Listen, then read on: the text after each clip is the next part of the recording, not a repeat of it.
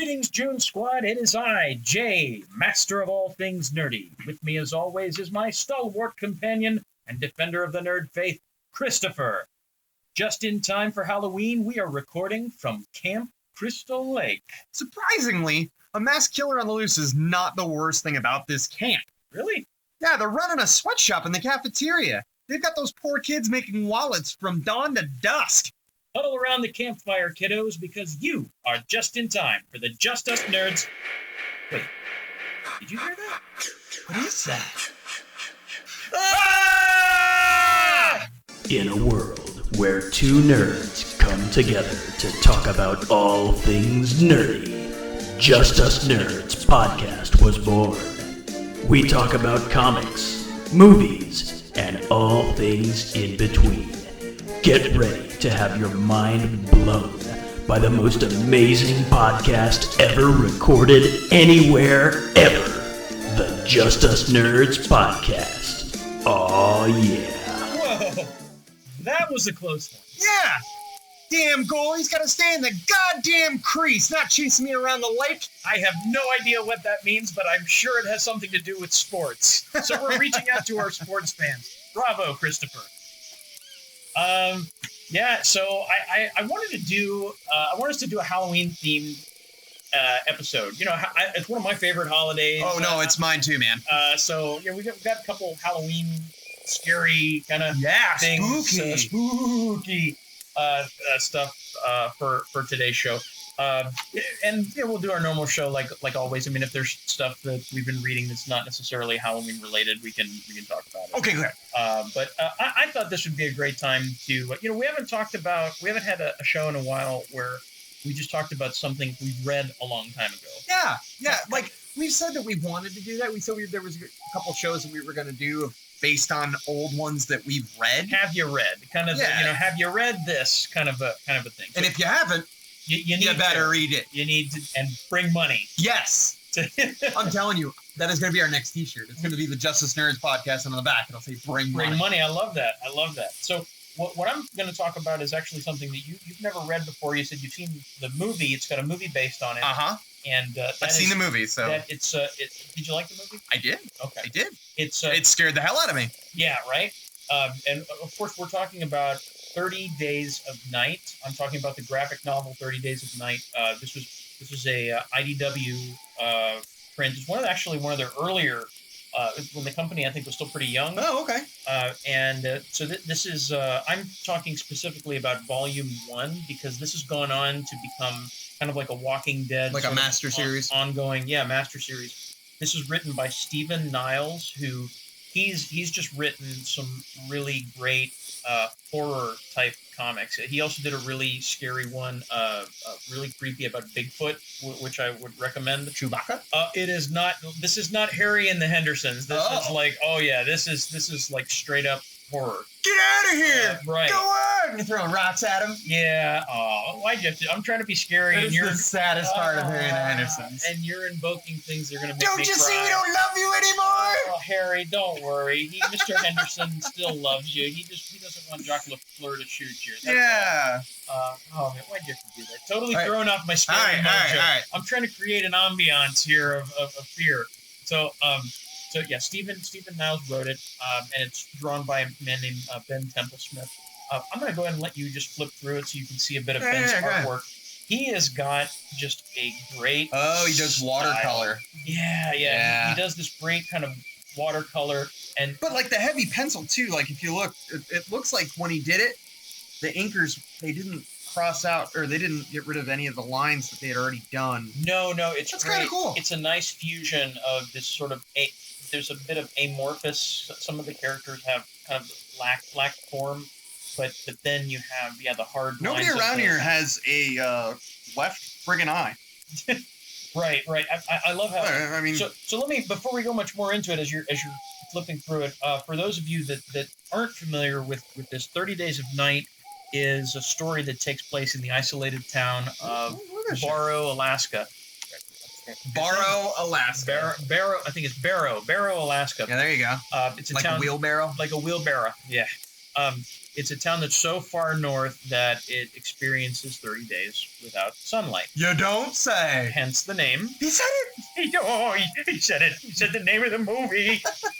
Hence the 30 days of night. So the town's basically preparing to shut down for these 30 days, unaware that they're being stalked. They're being stalked by, By a monster. It's vampires in the snow. Yeah. It's vampire. It's just, what better place for vampires to stage an attack but a city that has no daylight for 30 days? Yeah, right. Now, here's my question. I know that that vampires turn into wolves, they turn into rats, they turn into bats, and they turn into fog. Do you think in this, like, they turn into like a snowshoe hare with fangs? That would be very useful. They don't do that, at least not in this volume. But well, God darn it. They ought to. That reminds me of, did you ever read when you were in school the Bunnicula? No. Bunnicula. All right, there's another one. The vampire rabbit, Bunnicula. He was the... See? So I remember Duckula. So, yeah, Duckula, Count Duckula. But he didn't like blood. He did not. He liked tomato juice. Yes. But I'm getting off point. So, no, at no time did the vampires in this book shapeshift into anything. This is probably... it's a very grounded approach to vampires. They do away with a lot of sort of the Count Dracula sort of... So it's like a Blade thing. Mist. No crosses, no garlic. Crosses. No. There is this has some of my favorite dialogue in it. I'm going to see if I can find the correct spot, but it's basically just. This book is. God, how old is it? When did 30 Days of Night come out? It came out in 2003. So it's 13 years old. So sorry guys, there's going to be spoilers as I'm talking about this. The town is just overrun by these creatures that feed off of human blood.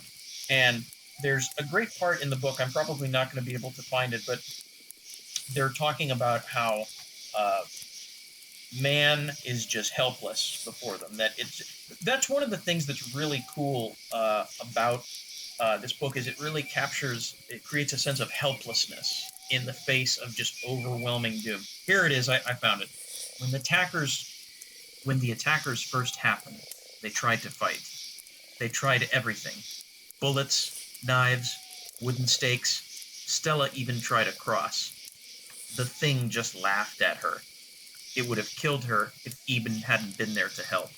I mean that kind of stuff. That's some spooky shit. Yeah, it's really good, and I think one of the things about traditionally in vampire stories, there's always an out. Like you always just put garlic around your neck, just hold up a cross, just if you have a wooden stake, or if the sunlight comes or something like that, right? You have a way to escape. But this creates these creatures, these animals that are just apex predators, and they have no weakness. And so they're sharks of the land. They are land sharks, yes. They are quite literally... Did you ever see that old Saturday Night Live? Pizza. I didn't order pizza. I didn't order pizza. Candygram. I don't know about that. I don't know what else they said. Oh my god! But then they open the door. And then they open the door and they get eaten. You're gonna have to edit that out later. So you like my long awkward pauses? I love these. All right. Or as we call these, the Alzheimer moments. These are the James J, the pre-Alzheimer. God help me. Some of the character designs in this are really great. I mean, they have some great. Some of the vampires are just visually very impressive. We have this one vampire that resembles sort of like a Wilson Fisk. Yeah, he looks like sort of a kingpin with these blood red glasses on his face. And there's even the creepy little girl. Things that they used before in the movie. Yeah. One of the things I like about the graphic novel over the movie, if you saw the movie, there's some changes that they've made from the graphic novel. The vampires in the movie sort of speak in their own language in the movie. I don't know. No. I've seen some where they speak of vampire language, like in Blade 2 or 3. But in 30 Days of Night, they don't really speak English. They don't really talk to the people. They just sort of eat them. What I find more creepy in this is that the vampires, they do speak and they do talk to them, and it's just creepy the way they interact with people. So I'm looking at a page where the sheriff, sort of our hero, our Rick Grimes, if you will. Yes, if you will, is trying to go through the town to scavenge for supplies. Is his name Van Helsing? His name is not Van Helsing. No. It's my favorite rock band. Even Ullman. Good God. That's a very kind of like German. Kind of German. I thought more of like a Dutch or something. Well, but it's close. It's almost like Van Helsing. Even Ullman. I don't know if we have any listeners from Sweden, but or Germany. But if we're right about that, send us an email at justusnerdspc@gmail.com and let us know. And then we can put it into Google Translate and figure out that they're cursing us out. Probably. So. Eben is scavenging for supplies. Is he even scared than the first time? You. he bumps into this vampire, this very imposing fellow that looks kind of like Wilson Fisk, like the Kingpin, this very kind of large vampire. Just a big fat white dude, bald head. And he says to him, "Doing a little shopping, Sheriff? I surmised there were more of you somewhere. This cold wreaks havoc with our sense of smell." And the man goes, I just want to get this food. People are hungry. I won't stand in your way. The vampire goes, "Nor I yours. I have just one favor to ask. Tell me where the friends are hiding." He has this like this blood dripping down his face. I mean, it's just creepy moments. Now I gotta ask, when you read this, did you have the lights on? I may have. Well, you kind of have to anyway. Well, I kind of need the lights on to read it. I could just see you literally. You're sitting in bed under a blanket. Yeah, with a flashlight. Yeah. That's how I read this. And then all of a sudden, someone walks in. Ah, Jesus! Oh, son of a bitch! Don't do that to me. James, are you touching yourself? No, you're the worst. So I really recommend this. 30 Days of Night, Volume 1. It is, if you're looking for something scary or genuinely creepy to read this Halloween, it has kind of the vibe of, if you like John Carpenter's The Thing, that sense of isolation and just being in the face of certain doom. It captures that kind of that grim atmosphere. I kind of like it. So that's one thing I wanted to talk about. I've been reading actually a lot of comic books. Are you still on your G.I. Joe tear? No, let's see. I've read the second edition to Masks. I told you about that. And that. Why don't you talk about it on here? Right. So I don't have all the info. I don't have hold on a second. So why don't you talk so that way I can look crap up. Okay, sure. I can talk about some of the things I've been reading. Yeah. I'm not as organized for this podcast as I usually am. I've been reading a lot of the DC Rebirth. DC's been crushing it. I mean, I've really, really enjoyed it. The titles that really stand out for me are I've been enjoying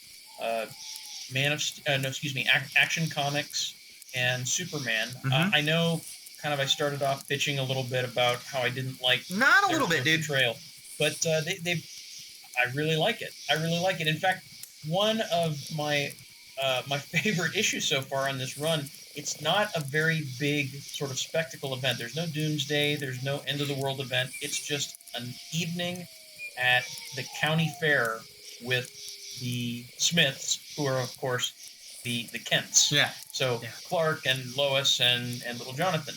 And it's basically about Superman's day off. And it's got some nice comic relief moments in there. It's bringing me back to the character of Superman. Where you're like, okay, I kind of like this. I like this guy. This is the Superman that I always wanted. There's a moment, actually, that's pretty funny where he promises Lois and Jonathan that he's going to take the night off from being Superman. Right. And, of course, what should happen when they go to the county fair? But some punks decide they want to rob the ticket booth. So can't he just let it go? He can't. That's what's so beautiful about him. He can't let it go because he's Superman. So he's not wearing his costume. So what do they happen to have laying around? A Superman costume. No, not a Superman costume. But they have like a Batman. No, medieval. No, you're close. Clothes from like a Renaissance, like medieval festival. So you don't actually see him foil the robbery. But you do see him excuse himself from Lois and John for a minute. They know what he's doing. Well, he goes, "Oh, excuse me, I think the dairy, all that ice cream must have upset me." Silly Clark Kent, you know that you're not lactose intolerant. You're Superman. But anyway, that's his other weakness. That's his other weakness. Kryptonite, magic, and lactose intolerance. Who knew? Little known fact: Superman cannot eat cheese. But so he. That's the next villain, man. Havate. I am Captain Havate. Yes. I am the Provolone Punisher. Oh my God. I am the Cheddar Assassin. Yeah. Oh. I want that. Yeah. DC, you can have those. You can have that. You can have that. You can have that. For free, no charge. But there's this moment then at the very end of the comic book where Lois, Clark, and Jonathan are getting on a roller coaster, and you think for a moment that Clark's not going to make it onto the roller coaster. Jonathan's bummed out. He's like, Dad promised he would be on the roller coaster, and he's not, and blah, blah, blah. And then who should show up at Clark? And he sits down next to him as well. Well, the people that are in the booth for the roller coaster, I guess, leave their speaker on, and so everyone can overhear their conversation, and you hear, "Oh yeah, did you hear that the ticket booth got robbed up front?" "No way, yeah, but someone stopped it." "Really? Who was it? Was it Superman?" "It could have been." No, they said it couldn't have been Superman. He was wearing a big black cape." "Oh, it must have been Batman." Yeah. And the whole time Lois is like looks over at Clark and is like giving him a dirty look, and there's this moment where on Clark's face it's like he has this, you know, that where your girlfriend, she's caught you in a lie or caught you screwed up. No. Oh crap. Yeah. It was just a really nice human moment, and I'm glad to see that DC is doing that with Superman. Some people might. I'm going to use my catchphrase.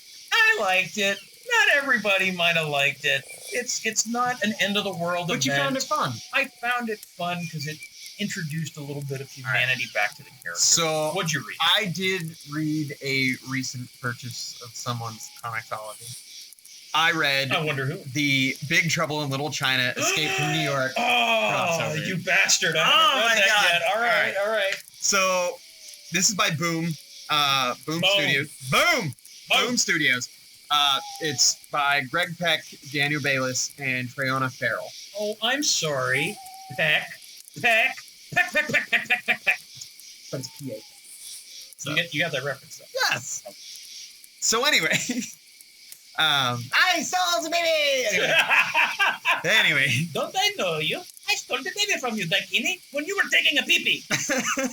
So, this is pretty much everything I thought it was going to be. Oh, really? Yes. All right. And it's not like, oh, you accidentally look like me. Oh, you accidentally... It's like, you got your chocolate in my peanut butter. You got your peanut butter in my chocolate. Oh, no. They fucking hit this nail right on the head. Really? Okay. Right. What happens is... Set it up, man. Good old Jack Burton. Jack Burton. Me. Riding the old Pork Chop Express. All right. Is going through the highway, driving along. Well, all of a sudden, a time warp opens on the highway. He ends up going through the time warp, and where does he end up? Where does he end up, In the realm of Snake Plissken. Now, what's neat is as he's driving along, it literally looks like... Here, go ahead, go forward. It literally looks like Mad Max. Like, these cars just show up, and they're all just shooting at him and doing all this kind of stuff. And then Jack Burton is like, well, gonna have to stop these guys, and he does the fucking, spins around, and I'll explain that too. Driving around, and he's like knocking all these vehicles out of the way.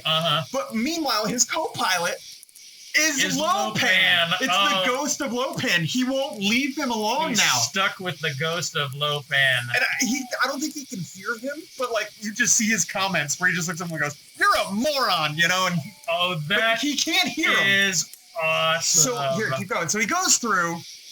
Like I said, and then the Mad Max scene. Whoa. But what's neat is after he destroys most of them, there's one car left, and he gets out, and there is an Asian guy who looks like his buddy Han, yeah, or Wang. Wang. But what it turns out is that's not Wang. That is not Wang. I hate it when, you get the wrong, someone's Wang, your Wang confused with someone else's Wang. Right. So, comes to find out, like I said, it's not Wang. It is not Wang. Nope. It is not Wang. Nope, it is not. Hold on, I'm trying to find who it is. So anyway, when he gets out, there's these guys left, right? Mm-hmm. And they look at him, and here, keep going. They think he's Snake Plissken. They think he's Snake You look at him, they're like, look at it. I love this. I love this line because he's like, "Oh, you're Snake Plissken." He goes, "Yeah, that's right. It's me, Snake Plissken, the snakiest of them all." Oh, and then they run away scared. God. And the thing is now that gang is trying to kill Snake Plissken because of after all that he did to the gang. So now Snake finds this out because he hears it in the radio. And they're talking about the CB. 7 brother marauders have been murdered by a guy named Snake Plissken. And Snake's sitting in the bar and he's like, wait a minute. If I'm going to do some killing, it wasn't me. And the people at the bar look at him like, I love that. And they bring it back, go back. And they look and they go, Plissken, like that. And he goes, call me Snake, like that. And then the fight is on, But, so now Snake Plissken is going to find out who's this dude? Who's the imposter? Yeah. So, yeah, he's going over here. Keep going, because he talks about who Wang is. Just so you know, we're actually literally looking through the comic book as we're talking to you. This guy who looks like Wang brings him to this old carnival kind of a base. Mm-hmm. And they're in 2001, and he still thinks it's 97. Okay. So his name's Bobby Lou. Okay. And he's like, no, my name's Bobby, like that. And he's looking at him and he goes, well, so here's the deal. Basically what this is Earth 2. It's like a parallel universe. This is Earth 2. So Jack Burton is Snake Plissken. In a different dimension. Right? So you kind of find out in the way that, so now these marauders are coming to go after. What happened was Bobby does like supernatural research, and he used this scroll, and apparently he wanted to bring Snake to this world. So this isn't even Snake's world. Okay.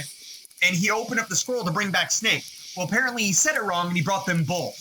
Oh, that's cool. So this is almost an Earth 3. So there's Jack Burton's world, Snake Plissken's world, and then the world that they're in, and they both are brought in. And so now they're both going to, have to work together to go and fight the Marauders. Twice the Kurt Russell. Yeah. We get, what I was waiting for? I was waiting for like maybe a Stargate would pop up and, and then in comes, I don't know, what was the name of his character? Colonel McSuicide. Yeah, Colonel McPliskin. Colonel McSuicide. Oh, man. So this looks like a lot of fun. It's a lot of fun. This looks like crazy stupid And the one thing I like is somebody looks at me and goes, hey, Snake, you got your eye fixed. He goes, yeah. Like that. He just kind of walks off. But you got to read this. If you guys take the moment, you got to sit down and actually read this book. It's really goofy, really silly, but it's got a good action in it. And I think it's pretty damn funny. I would go see a movie. I would go see this movie. Yeah. I would see this movie. Kurt Russell, if you're listening, please make this. Please. So I've actually said, looking at Snake, I was like, that would be a fun cosplay. Oh, yeah. That would be a fun cosplay. Absolutely, so I'm contemplating. I might do a Snake Plissken cosplay. You're going to have to grow out the hair. I'll get a wig. You got to get some, The only thing that's going to be bad is that damn eye patch, because I know, like, looking on my left-hand side, I'll be tripping and hitting stuff. You can get a headache, too. Yeah, oh, yeah. How does he... I don't know. How does Fury look at both monitors? He turns his head. That man's playing Galaga. That man is playing Galaga. You didn't think I wouldn't notice? All right, so that's what I've been reading. All right, cool, awesome, man. All right, movie talk. Get to some movie talk. Movie talk. We got a lot of stuff to talk about because we've been busy. New York Comic Con, right? Because New York Comic Con happened right about when we were doing the Melbourne Toy and Comic Con. Okay. So, yeah, guys, if you've been listening to the past episodes, it's kind of our live, interviews. And I don't know about you, I would love to say it. It was an awesome time. Oh, it was great. Every person that we talked to had heard of the show, which was a great thing for me. And you had that one friend that was saying, "Hey, I love these guys." Right. And you were like, "I is these guys." Yeah. So, all right. So we had New York City Comic Con. Yeah, and so they had showcased a couple different things. I just have written down on here the Power Rangers trailer. Yes. They're really treating this shit seriously. This is no longer a joke, bro. This is not like Saturday morning. Like, no.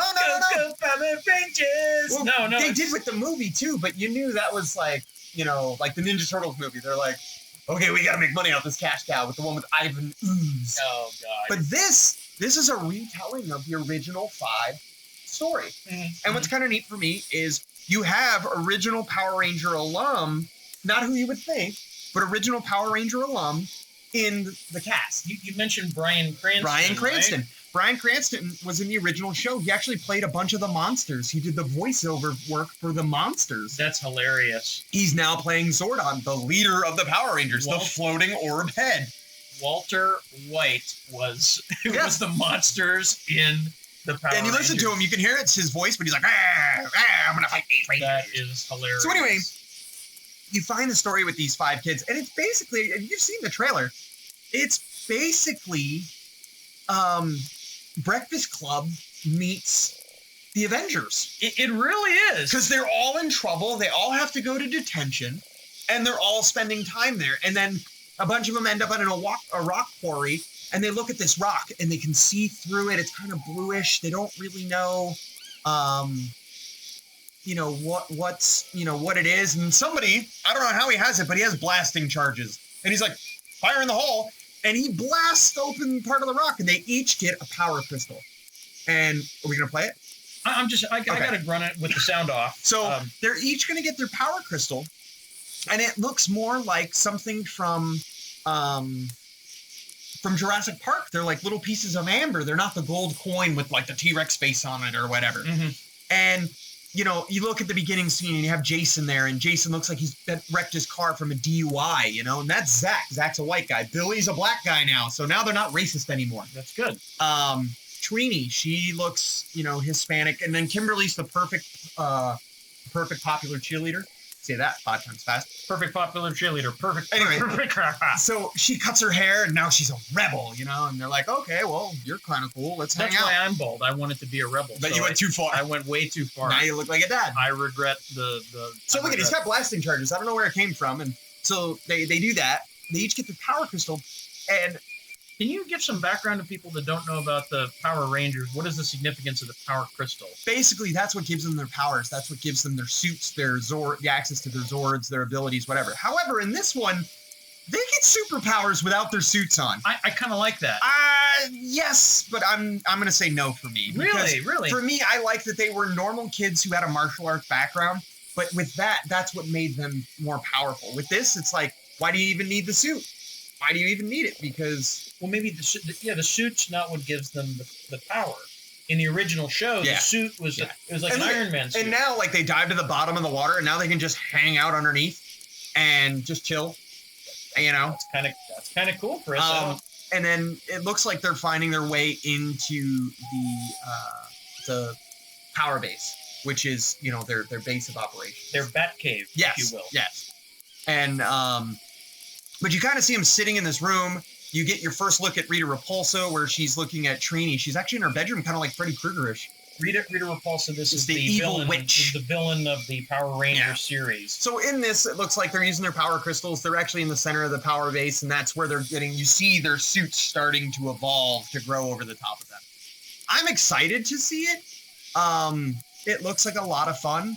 Hold on, go up, because I want to talk about a couple others. Sure. I want to talk about John Wick 2. Sure. Yeah, right there. For those of you who haven't seen John Wick 1, I highly, highly, highly recommend this. We're done talking about Power Rangers, by Absolutely done. Okay. But I'll tell you what the Power Rangers. I want to see them. Yeah, I like how earnest they seem to be treating it. It's like this is not tongue in cheek. They're treating it like a real kind of science fiction property. Yeah. So I'm excited to see it. I can't wait to see how they treat the monsters. Right. Do you think they're going to do like giant monsters and have them fight? I think so, because they're getting Zords, so I don't see why they wouldn't. That's cool. All right, so John Wick is basically the tale of an assassin who was retired for a while. Well, something happens that ends up bringing him out of retirement. This is actually, for me, this is what made me interested in watching Keanu Reeves again. Okay. Because I was like, always making fun of him. I say, how far to the castle? And I'm like, no one believes you. I'm an assassin, and I'm here to kill you. But Yeah. But it's no longer like that. Not and that. what this is about, John Wick 2 is the continuation of the first story. Basically, he has a blood oath that he has to fulfill, and he ends up going to Europe to help out this assassin group. That dog was in the first movie. You see this stuff about it. He always has a classic car. But one thing that I will say from a background that I always loved, Keanu Reeves actually trained himself in three-gun competitions, which is handgun, shotgun, and rifle competitions. Everything that he does is actually what you would do in a combat situation. Like, there is no fluff or filler, like something you look at and you go, that's bullshit. You wouldn't do that. No, everything he does is tactically proven and it will work. So they don't give. We really researched this role. Oh yeah, absolutely. And I think he did this even before, and they showed him, and he went, "Yeah, I'll do it. Cool."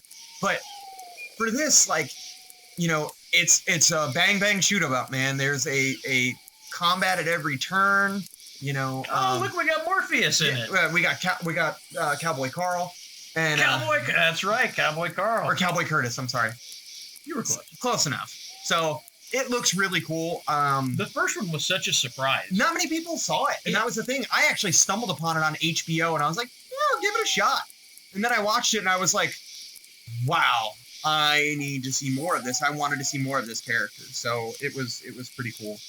This was not at the New York Comic Con, but I think it actually just came out today, actually. It did. The Ooga Chaka, Ooga, Ooga, Ooga Chaka. I can't fight this feeling. Of course, we're talking about the Guardians of the Galaxy Volume 2. Now, did you notice?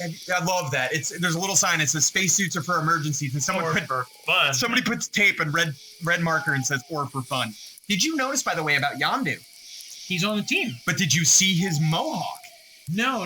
He actually has the tall mohawk from the comic. Really? Yeah. We'll pause it and we'll show you. Sure. So it looks just as great as everything else. See? Yeah, See how tall it is now? Nebula's still in this. I heard that she's going to be made one of the Guardians. I hope so. I heard that Mantis is going to be in it as well, which is going to be kind of neat. Who's Mantis? Oh, you have to put me on the spot. I'm sorry, man. Yeah, I thought you knew. Mantis is an original member of the team. Okay. But hold on, let me look it up. So the first. I love this part at the end with "You need a hug." And no, I don't need it. Okay, all right. I don't. So I guess we're doing the hug. Mantis is a fictional character, a superhero appearing in American comic books. Blah blah blah blah blah. She was actually ranked 99th in the Comic Buyer's Guide of 100 Sexiest Women in Comics. I didn't vote for her. Yeah, well, you know. The first Guardians was just such a breakout hit. I thought it was going to be Marvel's first dud when I heard. I remember that because you looked and you were like, I don't know if I'm going to watch it. You know. Who would have thought that a movie about a talking raccoon and a talking tree would be. Did you notice too, by the way, Baby Groot? Did you see his jacket? Oh my God! Can we talk about Baby Groot? But did you see what his jacket is? No, it looks like a Peter Quill jacket. It looks like he's wearing a Star-Lord jacket. I know. Oh my God, that is so cute! He's wearing the little red jacket. God. I know this is really weird. As you all know, I just had my son. My son actually is 7 weeks old today. Yeah, there we go.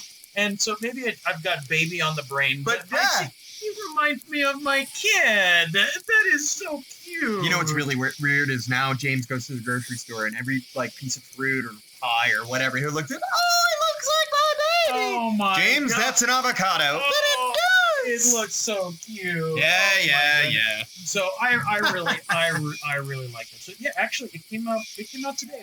We're recording this October 19th. So this wow, way to ruin the fantasy, dude. Oh man, I'm sorry. We get great internet out here in the woods. Yeah. Russell. Ooh, what was that? What was that noise? But yeah. Oh, we also got our first look at Mira. I don't know if you saw that or not. Yeah. Amber Heard. Man, let me tell you. The very beautiful Amber Heard. Mira, for those of you that aren't in the know, this is Aquaman's wife? Guardian, girlfriend? wife. Girlfriend becomes wife, ends up, but she's originally the Queen's bodyguard. So Like his mom? His mom. Oh, okay. I think right where the yellow is. I think it's. She didn't do a very good job because didn't his mom get killed? Listen, when you got Arthur on the brain.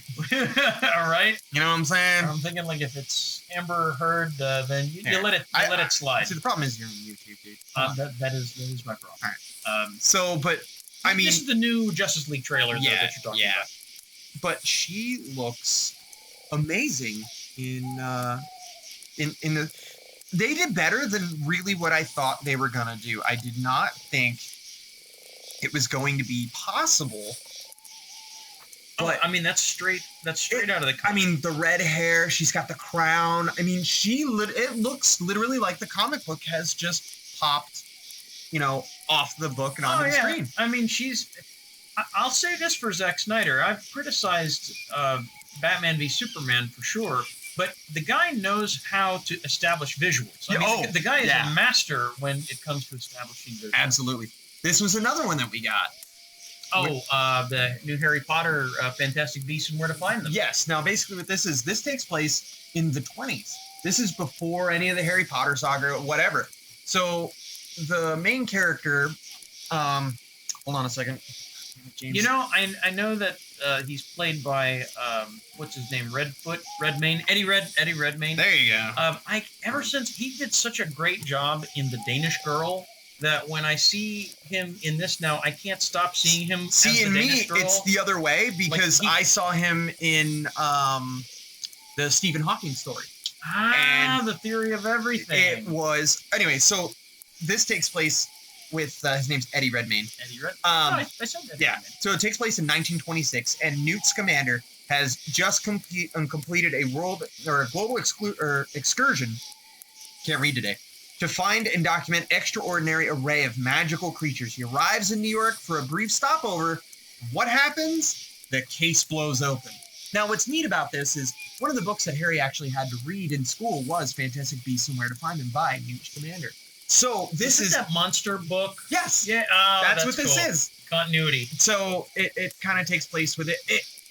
It made me interested. And the one thing is, we got Colin Farrell. Farrell's the bad guy, and I looked at it. I was like, wow, he's really good. But this takes place, like I said, in America. You get to see the American Hogwarts and all of their homes and everything like that.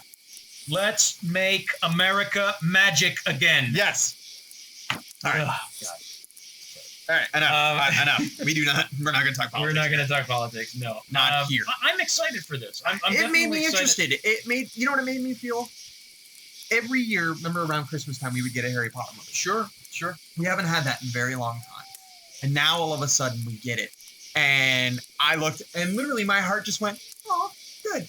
Okay. All is right with the world. It's you want to return to that world. Yeah. You want to go back to that world. No, absolutely. Well, let's move along. Want to talk about TV? Some exciting things happening in TV, especially over on the CW. Oh, killing it. It's killing it. I'm watching season 2 of The Flash right now. I'm watching Netflix. season 2 of The Flash, season 1 of Legends of Tomorrow, and then after we're done with The Flash, we're gonna watch Arrow. But I will tell you, Legend of Tomorrow so far is amazing. You like it? I love it. All right, good. Please explain. I've just seen the pilot, so tell me what you like. Well, why don't you talk about something so that way I can look stuff up and actually have something to goddamn talk about. You're pissing me off. Folks, June Squad, this is what happens when Jay and Chris don't prepare before a podcast. So, The Legends of Tomorrow, if you're not familiar with I can talk about it. Just, Well, I can just kind of lead off and do your research. It's basically it's a spin-off of the Flash. It is a collection of different characters that are they're kind of on a mission to travel through time to stop this bad guy called Vandal Savage from conquering the world. Who originally, when they said Justice League, they were doing a Justice League movie, and they hired Jason Momoa, who I thought he was going to be Vandal Savage. He would make a great Vandal Savage. But, he's going to be Arthur. So, here it is. DC's Legend of Tomorrow. After seeing what doom the future holds done by Vandal Savage, time-traveling rogue Rip Hunter, great name, realizes heroes alone are not enough to prevent impending catastrophe that threaten not only the planet, but all of time itself. Tasked with recruiting both heroes and villains, Rip brings together a ragtag team of divergent talents, which include Sarah Lance, who is White Canary, who was Black Canary, is now White Canary. Ray Palmer, the Atom. We have Heatwave, villain, Flash villain. Captain Cold. Also Flash villain, who, by the way, are played by the guys who were the brothers on Prison Break, which I just find that so awesome. Well, what I also, I'll tell you in a second. We have Hawkman and Hawkwoman. All right. They are my favorite characters by far because they are so close to the timeline. Like, they are so close to their comic book counterpart. Like, they each talk about their past lives and how they were together, and you actually see parts of their past lives. I'm going to just give a little bit of background for those who aren't familiar with Hawkman and Hawkgirl. These are two characters from DC that have kind of an unconventional origin story. They were originally from the time of ancient Egypt and have been, they're lovers, husband and wife, if you will. Even brother and sister, actually. Really? Yeah. That's kind of. They talked about one where they've been brother and sister. I don't think they were doing things, but. That's kind of got kind of flavors of. Listen, bro. Luke and Leia, kind of. But. Yeah, and C-3PO just sat there and watched. He knew. He knew the whole time, and he held the babies. He could have said something. He didn't. But they are fated in each lifetime, Hawkman and Hawkgirl, to find each other, and then they get killed. And they have a connection to the villain of the series, Vandal Savage. Each time he kills them, he gets a little bit stronger, kind of like in almost a Highlander sort of way. Also too with it, we also get the return of Dr. Martin Stein, but this time he brings with him Jefferson Jackson, who is the new Firestorm. They come together to become Firestorm. And I'll tell you, so far, it's pretty damn good. Now, I'll tell you the weird part, okay? Mm-hmm. So the guy who plays Rip, or what did I tell you? Rip Hunter. Rip Hunter.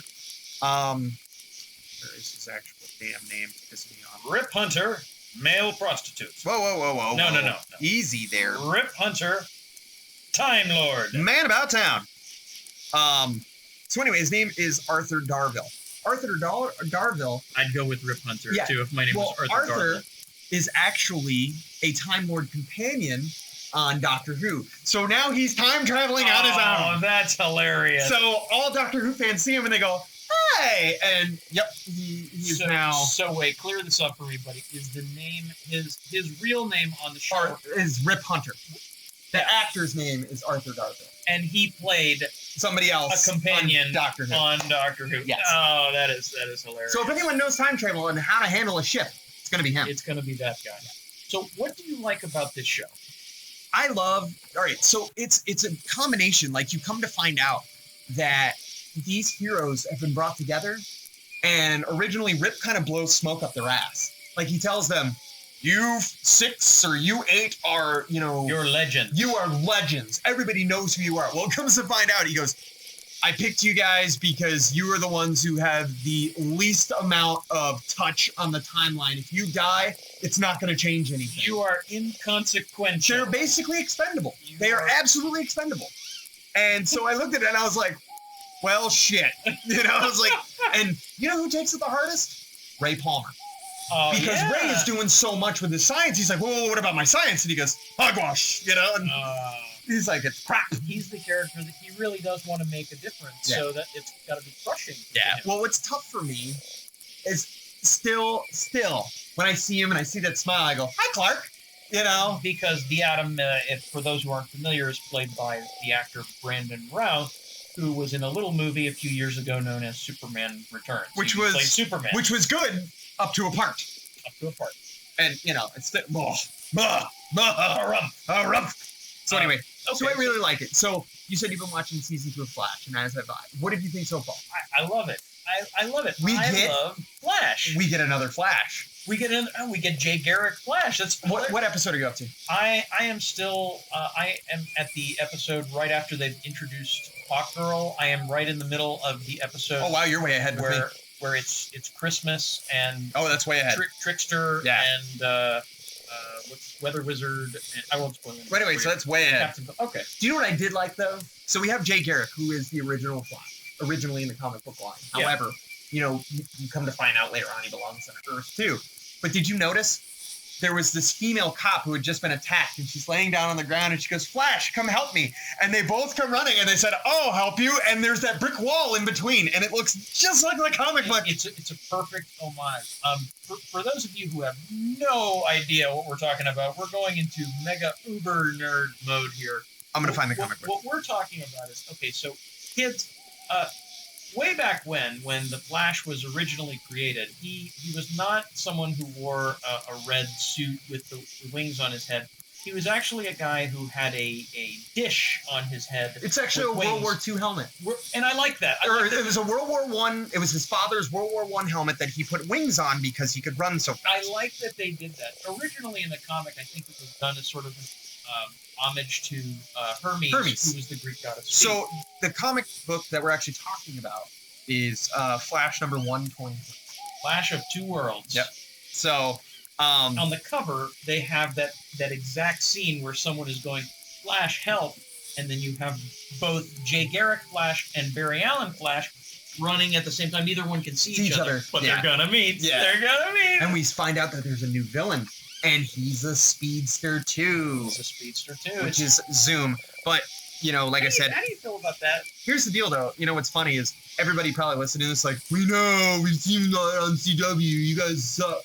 Well, I don't watch normal TV. So. Yeah, it's new to us, so fuck you and your judgmental tone. And I have a microphone, and you will listen to every goddamn word I have to say, unless you turn me off.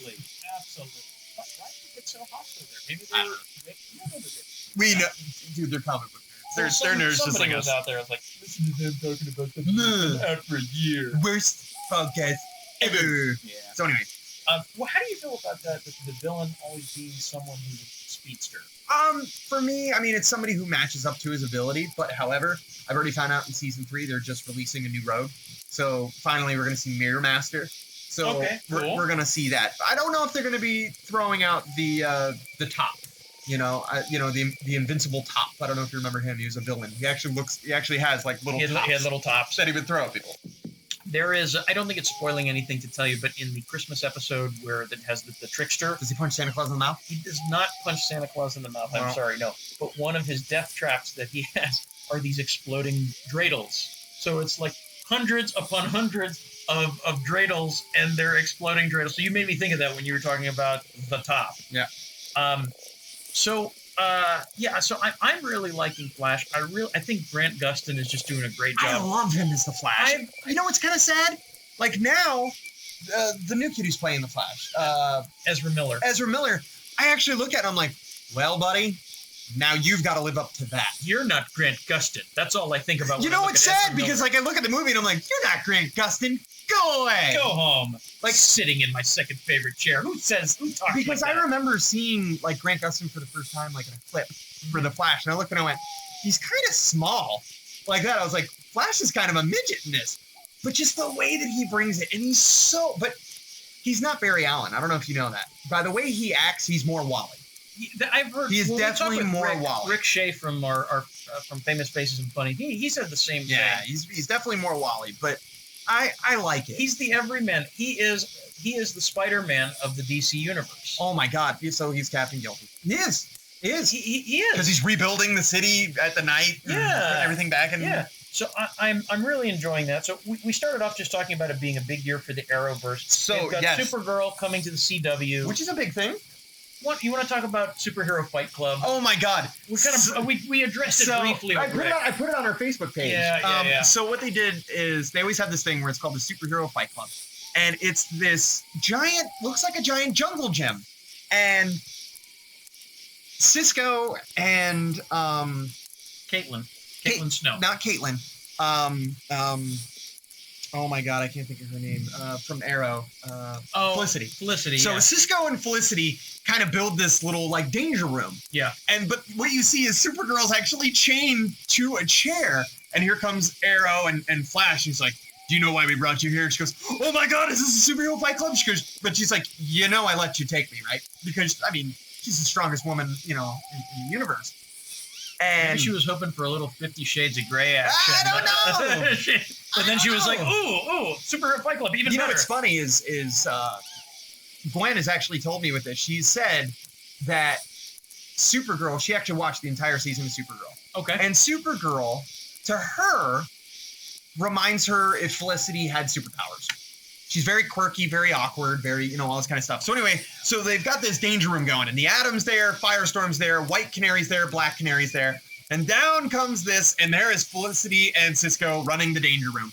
And their job is to make them better, but also to screw with them. Right. So they play music as it's going along and as they're training. Axl Rose, Welcome to the Jungle. Yeah.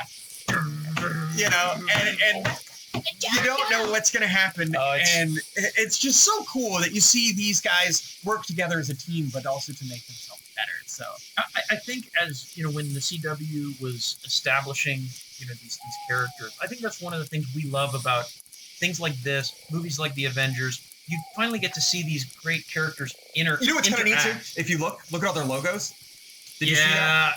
The computer is scanning all of their faces, and it'll actually say The Flash, and it has a lightning bolt before it, Canary with the canary in front of it, Arrow with the arrow, And this is great. See, this for me, even if Zack Snyder's Justice League sucks, I have this. Yep. I agree with you. Isn't that terrible, Chris, that like in a world where we're inventing cures for horrible diseases and things like this is what I get excited about. Yeah. Like I'm a nerd. What can I say? All right. Okay, so we're going to round out movie talk by talking about it's something spooky and Halloween. Spooky and Halloweeny. Jay and Chris's top 10 Halloween flicks. Oh, I did 15, but it's cool. Why'd you do that? Remember, I was going to say it was going to be the bonus track. The bonus 15, the bonus 15. All right, well, we're good. So I can pick some out. You want to go first, or you want me to go first? No, go ahead. I will say, though, I've seen bits of yours, and you went a whole lot scarier than I did. Like, I picked my favorite Halloween stuff that I looked at as a child. Mm-hmm. And for me, like, I have to watch certain things. Like, you do the 30 days. You do 30 nights of Halloween that you watch, like, a Halloween theme every night. I have a tradition in my home, the 31 days of Halloween, which is leading up to Halloween. I try to watch a scary movie or Halloween themed thing every single night. Every year I fail at doing it, but that's not the point. It's an ideal to strive for. So all right. So here are my picks in no particular order. No, why don't you start at 10? Did you pick these like this is your favorite? No. They're in no particular order. These That's are the same. Wonderful movies. All right. Well, I'll give you my bonus tracks after. Okay, yeah, give the bonus track. So I have on here John Carpenter's Halloween. How can you not? I mean, it's the original. That is the quintessential Halloween movie. It takes place on Halloween. It's this was really sort of the template upon which all slasher movies were made. Yeah. And Jamie Lee Curtis running around and she's looking pretty damn good. She was. I think this was like her first role. I think it was. But the whole thing about us being at Camp Crystal Lake and the whole Jason thing. I mean, Mike Myers got there first. John Carpenter did it first. And little side note, as you would know, do we all know where the mask came from? The Michael Myers mask. You mean, is it a William Shatner mask? It damn right was. It was all they had left, and they spray painted it white. How amazing is that? I wonder how William Shatner feels about that. Right. Shatner, sir, Mr. Shatner, if you're listening to this, I really would be interested in your opinion. You can write us at justusnerdspc@gmail.com or send us a message on SoundCloud or send us a message on Facebook or send us a message because I'm actually Instagram. Curious about that. I'd like to know how he feels about it. So anyway. Here are my other picks. Yeah. Ghostbusters. Agreed. Great mix of funny and horror. Just the first one?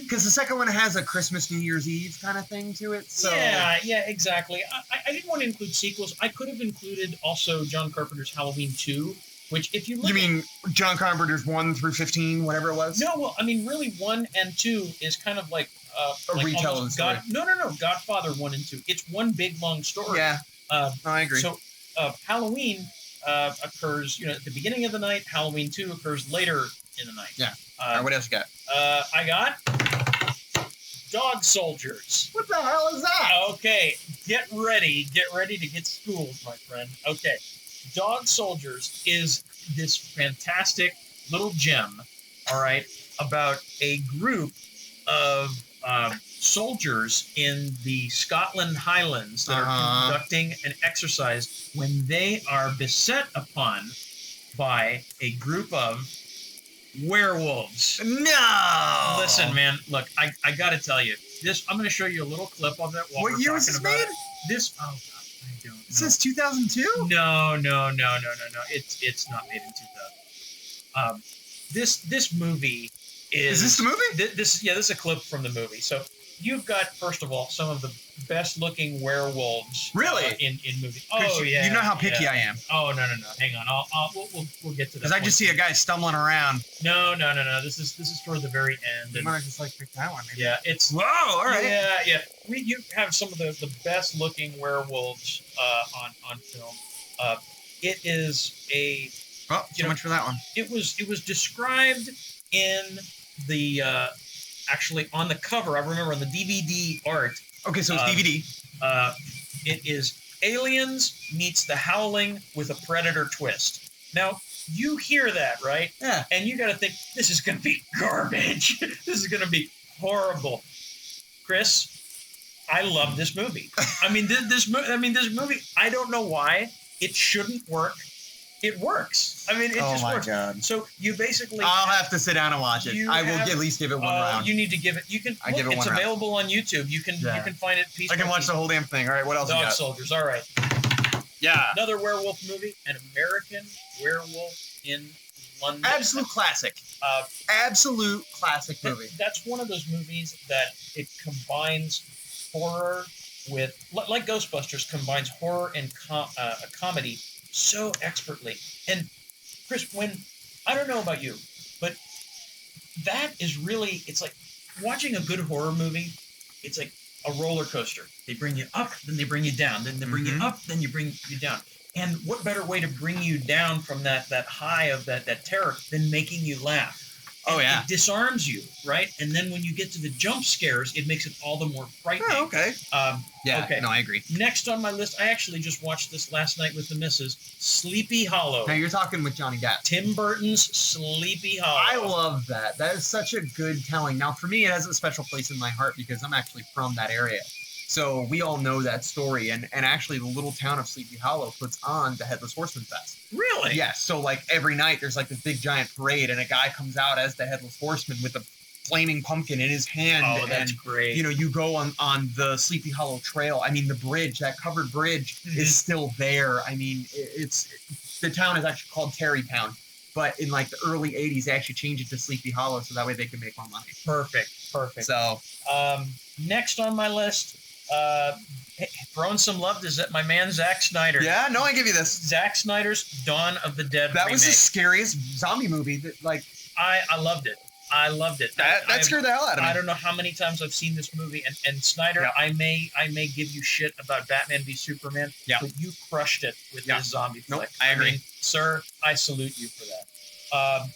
I'm kind of going on a little bit of a zombie run now. Okay? Yeah, so here you next go. One, Evil Dead. Yeah. Evil Dead. That was one that as soon as I saw it on your list, I was like, I forgot that. It's just, it's a bad movie. It's just a bad movie, but it's a good bad movie. And you've got the thing, and they have the camera, and he's running through the yard. And it's just going through the yard. It's just Sam Raimi running through the forest with a camera, but it works. Yeah. It just works because he has that creepy noise in the background. Yeah, I love that.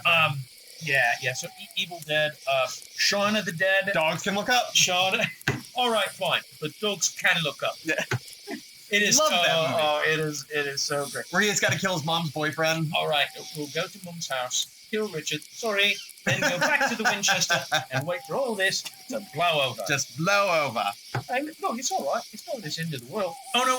Wait! The part where they're stumbling out of the bar. You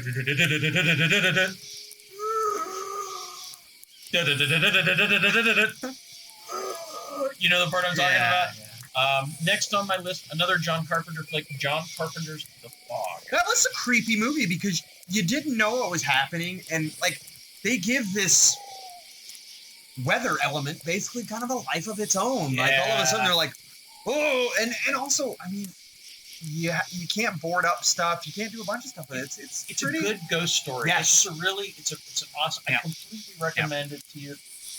And because I was looking at my list and I was feeling kind of like an old fart because all of these movies were all, more you like than to do 10 a new years movie. old. I want to do a new movie. So I had The Conjuring. Scary movie. That movie. Scary movie. I will not watch that movie at night. Call me a pussy. Call me whatever you want. But I'm a pussy who's going to be watching that movie in the daylight because of the part that freaks me out the most, Chris. Do you remember where they're hearing the banging coming from the wardrobe? Yeah. And she goes over to the wardrobe and she looks at it. And it's like we're all looking at the wardrobe door. And then the camera pans up and you see the witch at the top of the wardrobe and she jumps down. I was like, holy shit. James pooped himself. I got to change my pants. Yeah. All right, man. So let's get Chris. So what are your top movies to watch at Halloween, man? All right. So like I told you. So I went with my number one. All right. Is The Legend of Sleepy Hollow. Now, that was the Disney short that they did. Oh, yeah. You know, where they got the little bee bopping along. Narrated by Bing Crosby. Yes, it's so good. Oh, it's delightful. I loved it. Yeah. As a kid, that was something that I had to watch. But also, I will say Sleepy Hollow with Tim Burton. I love that. Sure. Number two is kind of an oddity. It was a really cool story that I read as a kid, and then I found out that they had done a cartoon on it, and I watched it, actually in my Spanish class of all places. Claro que sí. And I loved it. It is Ray Bradbury's The Halloween Tree. Oh. And it is so cool. And it is narrated by Mr. Ray Bradbury himself.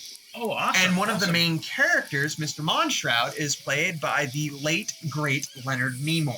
Oh. And basically what it is these group of kids are getting ready for Halloween. And there's this one kid who's the leader of their group, and his name is Pip. And Pip, he can run faster than any kid, jump higher, sing louder, fight harder than... He's the quintessential kid that every kid wants to be like. They all are getting ready, like I said, for Halloween. Mm-hmm. And they're all going to meet at Pip's house. Mm-hmm. They've all decided, they all meet in the middle. Actually, they all meet in the middle of the street. They've all got their costumes on. One's a witch, one's a mummy, one's a gargoyle, one's a skeleton. Literally, the kid's name is Jack Skeleton. So he's like, he literally says, he goes, Jack Skeleton, with a name like this on Halloween, you are one of the luckiest kids on earth. I wonder if Tim Burton, ripped it off? Is ripping that off, yeah. Jack Skeleton. But what happens is, they come to the middle of the road where all of their houses meet, and Pip's not there. They go to his house, and apparently his family, decorates for Halloween. And they're like, where are the gargoyles hanging from the roof? Where's this? Where's that? Where are the pumpkins? Where's all that? And they go around, and there's a piece of paper, and it says, sorry, guys, I can't make it to Halloween. Something's wrong about my appendix. I have to go to the hospital. So they're taking Pip to the hospital. Aww. Well, as they're walking, they go, and they're like, all right, well, Pip wants us to start. Well, they start to go through the woods, and they see Pip. And they're like, what is this kid doing here? And they start chasing him. Well, they chase him to this old, rickety, haunted house. Mm-hmm. Mr. Monshroud's house. And you meet Mr. Monshroud, and he goes in the backyard, and he looks, and there's this giant, massive tree. But in the tree are all these pumpkins attached to the tree, and they're all lit up. And you see Pip climbing the tree, and he finds the pumpkin that looks like him. And he falls off the tree, and he ends up flying away. Well, they have to chase after him. So they each are chasing him, but what's kind of neat is they go to, the first place they go to is Salem. Because Mr. Monshroud wants to teach them why they dress like that, what their Halloween is about. So, the first one, they go to the Salem. Mm-hmm. They talk about the witches and all this kind of stuff. The next one, they go to Egypt, and what Egypt would have done for their Halloween, their Day of the Dead. They go... It's educational. Yeah, they go to Spain and see Dios de los Muertos. And, muy bien. They go to France and they see the gargoyles and everything like that. And it's just an awesome story. It is something that I recommend if somebody gets a chance to sit down and actually watch. Number three. Dumbest movies on earth. But I love this movie. Gwen won't even watch it with me. She literally tells me, she goes, that is the dumbest movie I've ever seen in my life, and I refuse to watch it. And that would be Mr. Ernest is Scared Stupid. Ernest is fighting trolls. Know what I mean, Vern? Know what I mean? Hey, Vern. So, I love this movie. It is so dumb, but I fucking love it. Rest in peace, Mr. Jim Barney. All right, number 4, we already talked about it, Shaun of the Dead. Number 5, Corpse Bride. It's a fantastic Tim Burton movie, and it has to do with dead people. Absolutely. So I thought it was very fitting. Perfect. Number 6, it's another Tim Burton movie. You can watch it 2 times a year. Nightmare Before Christmas. Oh, perfect. And, you know, somebody has asked Tim Burton, they said, is this a Halloween movie or is this a Christmas movie? You know what he says? Oh, it's a Halloween movie. Really? Because it more take place of Halloween than it does Christmas. Oh, okay. All right. So he believes that it's for that. All right. Number 7. This, another one, is an all-time favorite of mine. My family and I would sit down and watch this movie. And this is an older classic movie. It's Abbott and Costello Meet Frankenstein. Oh, yes. And what's cool with that one is not only is Frankenstein in it, but we have Lon Chaney as the Wolfman. Bela Lugosi as Dracula. You know, Glenn Strange as the Frankenstein monster. I mean, these are the universal, like, hard-hitting, you know, stars. This was the Avengers before there was the Avengers. I remember watching this as a kid. I'm like, this is the greatest thing ever. Shared universe. Shared universe. So they were all there. Number 8. Young Frankenstein. It's Frankenstein. Is it Frederick Frankenstein? When you're blue and you don't know where to go to, why don't you go where fashion fits? That's my wife. I love that movie, man. All right. Number 9 is actually a 2-part movie. Okay. All right. I put the original Dracula / Bram Stoker's Dracula they redid in the 90s. So the original with Bela Lugosi, yes. And then the remake. Yes. Okay. All right. Absolutely. Now, the original I love because it's classic. You know, it's black and white, and you know, Bela Lugosi's a scary dude. He's downright eerie. He's like 6'2" or something. So he's a tall dude. Scary. But that fun fact about that: did you know he barely spoke any English? Oh, I'm not surprised. When they filmed that movie, he hardly even knew what he was saying. Wow. Yeah. Well, and then like I said, Bram Stoker's Dracula that I did with Gary Oldman as Dracula. Yeah. Oh my God, is that movie good? But it's also kind of weird because, you know, you got Jonathan and Mina Harker. It's played by Keanu Reeves, and then freaking you got Bill and what's her Lydia. name? Lydia from Beetlejuice. Yeah. You know, and you look at it and you're like, no wonder he was in love with her. And Anthony Hopkins, Sir Anthony Hopkins plays Van Helsing. And you would look at it and you're like, this has got to be terrible. Good God, is that movie good? And it's scary. Like when the wolf, when Mina walks out and he's got Lucy and he's the bat monster thing and he's like eating. You're like, I remember watching that at night as a kid and I'm like, oh, flash forward. I was like, no, we're not doing that. Number 10, I'm going to change things around. All right. So now I technically have 16 because I have to add this to my top 10. Bonus round. It is Stephen King's Salem's Lot. Oh, yeah. Let me tell you something. Town full of vampires. I had an older brother who absolutely loved watching horror movies at night in the dark. The Ogre. Yes, The Ogre. So he loved it, absolutely loved it. And then he'd be such a dick. He'd be like, hey, you want to watch it? And I'm like, I want to watch a movie. And then they've got these fucking vampires. And like this kid moves to this town and he's friends with this kid. And then the kids end up dying by the vampire. And then all of a sudden, in the middle of the night, literally out his window, he's hearing. And he kind of opens it a little bit. And there's his friend still in a suit. And he's floating. And he looks at me and goes, let me in. Come on, Timmy, let me in. Let me in. And he's like, no. And he's like, let me in. And he has this little model of the town. He has a cemetery. He breaks off the cross on the cemetery. He puts it up to the window. And the kid just screams and just vanishes.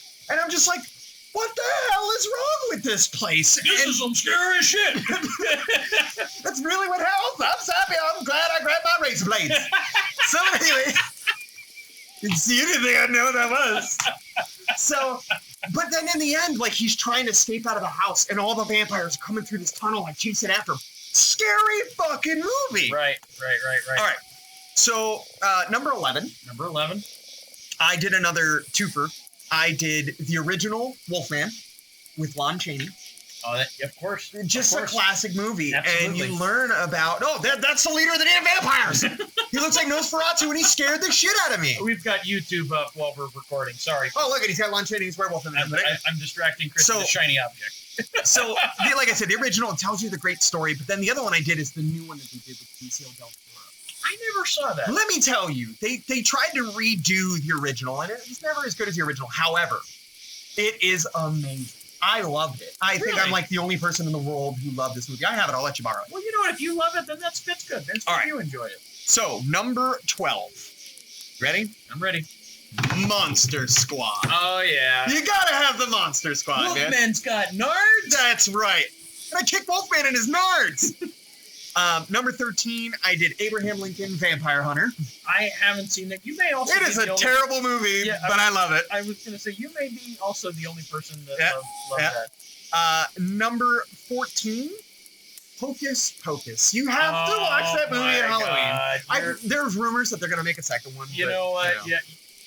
My mom watches that movie every year, and it is the quintessential kids Halloween. Number 15, we already talked about. I put the Ghostbusters, and number 16, it's something that you always have to have, which is It's the Great Pumpkin, Charlie Brown. Oh, of course. But look at this kid. He is terrifying. Sorry guys, we're back on Salem's Lot for a minute. Yeah, he's got like these piercing yellow eyes. He's pretty. Yeah, and he is literally a vampire. You can tell this kid is a fucking vampire. It's pretty freaky.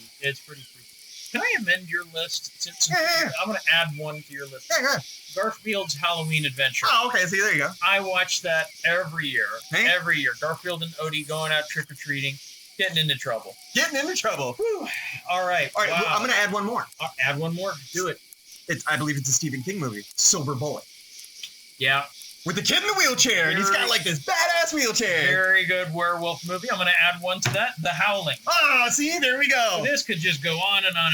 But scary fucking movie, man. Salem's Lot. You guys want to get the hell scared out of you? Watch 1979's Salem's Lot. Watch some Salem's Lot. Whoa. And then they made a second one, Return to Salem's Lot.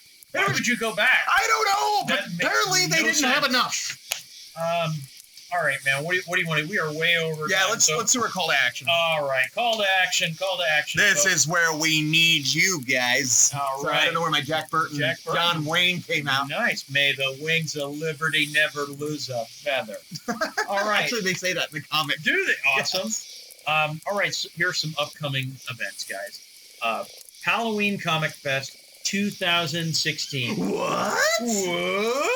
We got free comics. Yes. We got free candy. Yes. You got to come to Vieira Comics and bring money. Bring money, but not for the comics and not for the candy. That's right. Because you're going to get that free. On Saturday, October 29th, they're going to be giving away oodles. That is the actual quote. That is the unit of measurement that they're using. Dude, he literally told us, Pete said, we were giving away oodles. He literally put the word oodles in there. Not a slode. Nope. Not a lot. Nope. Oodles. Oodles of free comics and candy. Plus, there's going to be a costume contest at 4:30 hosted by Mr. Jason Burgos from Make 'em Laughs Films. Okay. Prizes for the best costumes for kids and adults. The best part is that there's going to be another one of their raffles that day. They always give away some of the best stuff. Like last time, they gave away an Iron Man statue that was worth like $200. Yeah. The door prizes are fantastic. Pete is really good about treating. Actually, the last one they did on Batman Day, he gave away a Batman black and white statue. Oh, awesome. So, I mean, those are at least $70 to $80 a piece. So, we're also going to have some authors there. We're going to have Miss Jamie Engel and D. Ryan Gish. They're going to be signing their new books. Plus, we're going to have artist Joshua Menendez from Kyoki Cube. He's going to be showing off his work and doing sketches for you. That's going to be a fun time. It's going to be great. So, it's going to be from 11 a.m. to 7 p.m., which I think you need that much time to cram that you much really do. Fun in. At Vieira Comics. Again, that's October 29th, 11 a.m. to 7 p.m. Halloween Comic Fest. If you're in the neighborhood, get your ass down on there. Next, at our friends at Vieira Comics again, on November 12th from 2 to 6, there's going to be a comic book signing. We're going to have John Crowther. I hope I'm pronouncing that right. Crowther. I mean, it doesn't look like it could be any other way. We actually might get a chance to interview him, Chris, so he can correct us. This would be great. Creator and writer of Rochelle the Teenage Cockroach. I'm going to check this out. I had never heard of it before, so I love the chance to get exposed to new things. And then artist, also from Rochelle the Teenage Cockroach, but also Transformers, Death's Head, and many other books, Mr. Del Barras. Oh, cool. If it's I think it's Barras. Barras, or if you know, for those of you who say habla español. So what is this about? What is Rochelle, the teenage cockroach? The series chronicles a teenage superhero born to a human mother, but with the combined DNA of a cockroach, enabling her with numerous cockroach-like abilities. Like she ain't dying? No, well, kind of like if I see her, I'm going to scream like a little girl and run the other way. What, does she have like a brother named Palmetto? Like the palmetto bug? Because they're not technically cockroaches. Palmetto. Huh? Did you just come up with that now, sir? I don't know. You are brilliant. All right. Winner. When is it? And then that's going to be on November 12th from 2 to 6 p.m. And where's it going to be? It's going to be at our buddy Viera Comics. That is our place, man. So get your ass to Viera Comics. I want you to get down there, and then I want you to get your ass to Mars. And then the last thing, you need to bring money. He's Jesus. Oh, all right. Sorry about that. All right. Well, apparently James has had enough, but make sure you guys email us at justusnerdspc@gmail.com. Is there anything you want us to talk about or anything you want to talk about? Like I said, this is a discussion. We love to talk to you guys. We want to be back and forth. That way we know that somebody's actually listening to us and it's not just us talking to ourselves. Also, make sure you like us on Facebook. Make sure you like us on SoundCloud. Make sure you like us on YouTube. Is there another one? Instagram. And Instagram. Look at that. See, I don't normally do that, so this is kind of neat that I'm kind of going into that world. It's not easy. You see what I mean? It's not easy to keep track of all of that.